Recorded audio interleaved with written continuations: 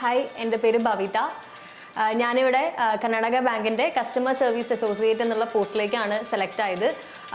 കർണാടക ബാങ്കിൻ്റെ എക്സാം എന്ന് പറയുന്നത് 2 സ്റ്റേജസ് ആയിട്ടാണ് നടന്നിട്ടുണ്ടായിരുന്നത്. ആദ്യത്തെ റിട്ടൺ ആയിരുന്നു, പിന്നെ അതിനുശേഷം ഇൻ്റർവ്യൂ ആയിരുന്നു.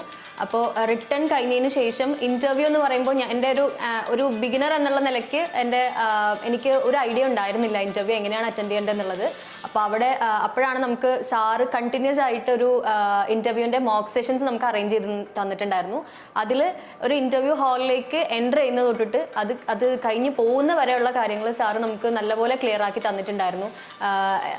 സാറ് നമ്മളോട് മോക്ക് സെഷൻസിൽ ചോദിച്ച ഏറെക്കുറെ ഒരു 75% ക്വസ്റ്റ്യൻസ് തന്നെയായിരുന്നു എന്നോട് ഡയറക്റ്റ് ഇന്റർവ്യൂവിനും ചോദിച്ചിട്ടുണ്ടായിരുന്നത്.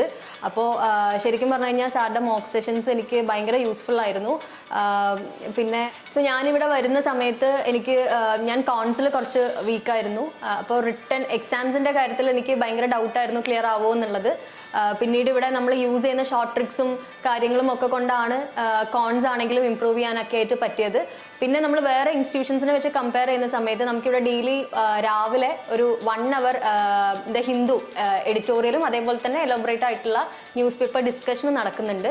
അപ്പോൾ അത് എല്ലാവർക്കും യൂസ്ഫുൾ തന്നെയാണ്. കാരണം എന്താണെന്ന് വെച്ചിട്ടുണ്ടെങ്കിൽ നമുക്ക് വൊക്കാബുലറി ആണെങ്കിലും അതേപോലെ തന്നെ നമ്മുടെ ഇംഗ്ലീഷിൻ്റെ സ്കില്ലാണെങ്കിലും ഒക്കെ ഇമ്പ്രൂവ് ചെയ്യാനായിട്ട് എനിക്ക് തോന്നുന്നില്ല വേറെ ഇൻസ്റ്റിറ്റ്യൂഷനിൽ ഇതുപോലെ ഇങ്ങനെ മോർണിംഗ് ന്യൂസ് പേപ്പർ സെഷൻ നടത്തുന്നുണ്ടെന്ന്.